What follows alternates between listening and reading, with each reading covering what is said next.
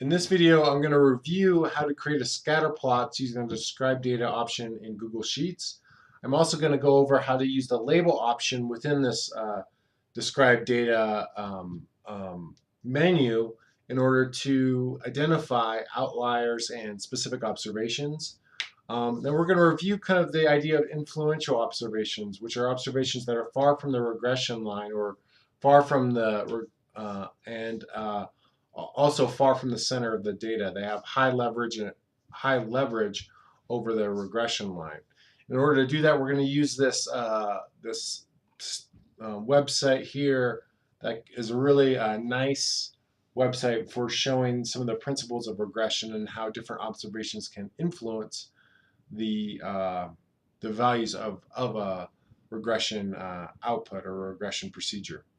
So let's go ahead and first work on creating a scatter plot. Remember, I think we did this in the first module. Let's go to the data.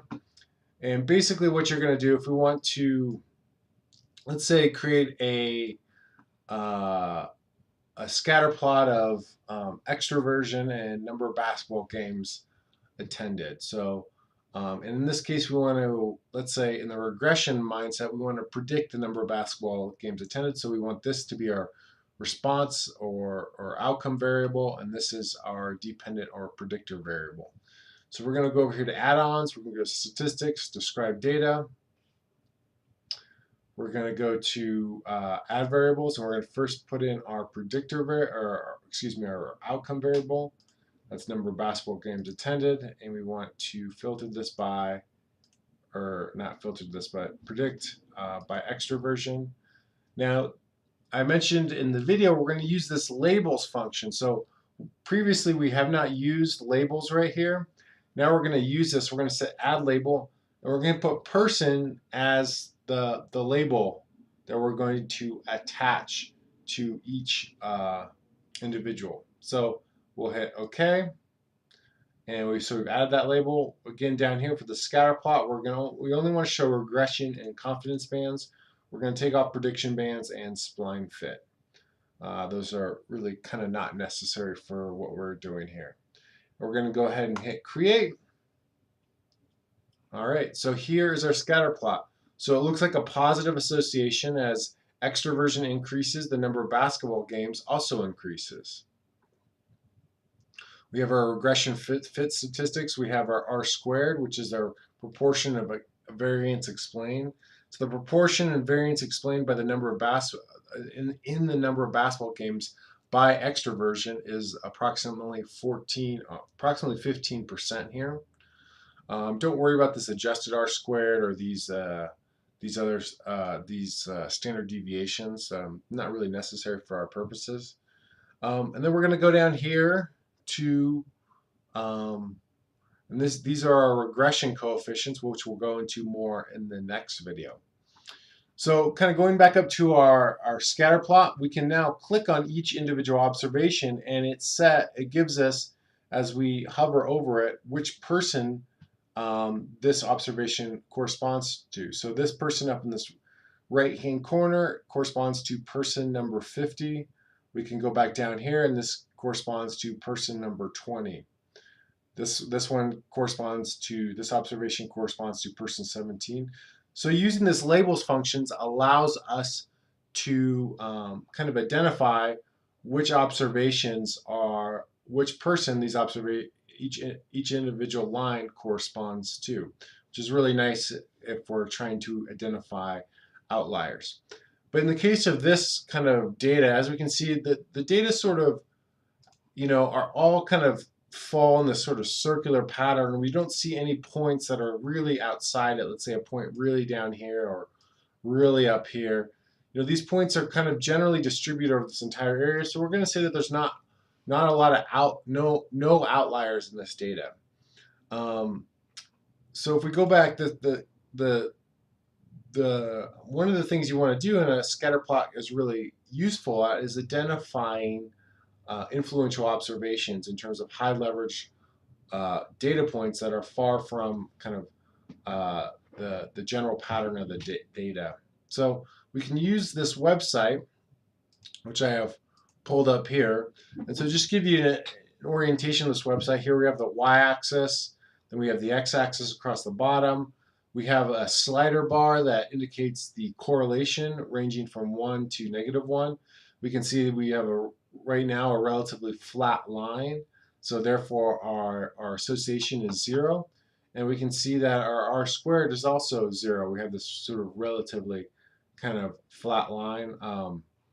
We have 5 data points. We can adjust.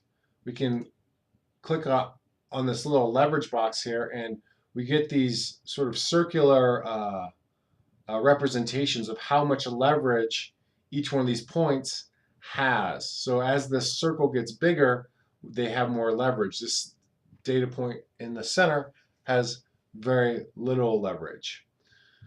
So what we're trying to, and then this you can adjust if you wanted to have more points or less points in the data.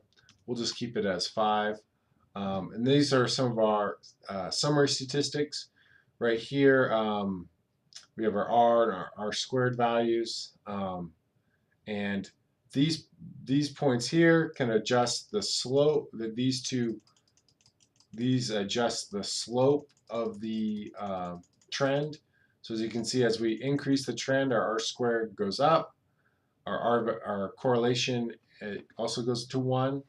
We can see that all the observations fall on this line perfectly. So we have a perfect correlation and a perfect R squared. We can also adjust the points left and right, up and down together using these kind of arrows. We can also grab by left clicking and holding each individual point. As you can see, as I drag this point and move it around, the circle increases. So if the data point is in the center, it has very, very little leverage over the overall trend. As it moves further out, the leverage increases, and as you can see, it pulls this line downward. So you can see in this case, the trend of these 4 data points is increasing, and this point right here, because it's got so much leverage, actually pulls this entire line downward. You can almost think of this as a teeter-totter, where you have a really, really big kid sitting on one side of the teeter-totter and 4 really small kids on the other side of the teeter-totter, and this big kid is holding this teeter-totter level despite there being more kids on the other side of the teeter-totter. Just a little kind of analogy to think about. But this is a really nice app because it shows you this single point turns this what looks like a strong relationship here to 0 correlation and 0% of the variance explained. Now if we move this back to kind of this general trend, we can see that, you know, if this point followed this entire trend, this relationship would be very strong. So this is a very influential point out here, given that it has high amounts of leverage, and leverage being distance from the center of the data, but it also is far outside the trend of the data, or it's has a lot of, if you want to think of it, is the residual is very high. This distance between, you can't quite see it here, but the distance between the regression line and the prediction line is also high, is also relatively high. I'll try to draw that right here. So this is the residual, this distance right here. The square of that distance is the residual. This also has a high residual, but the leverage is a lot less, therefore making it a less influential point than this point right here. So I encourage you to click on this website, play around with it, get an intuitive feel for what's going on within regression, looking at the measure of the correlation and the squared correlation, or what we call our R squared, which is the proportion of variance explained. You can really kind of get an intuitive feel for how these regression is operating by using this website.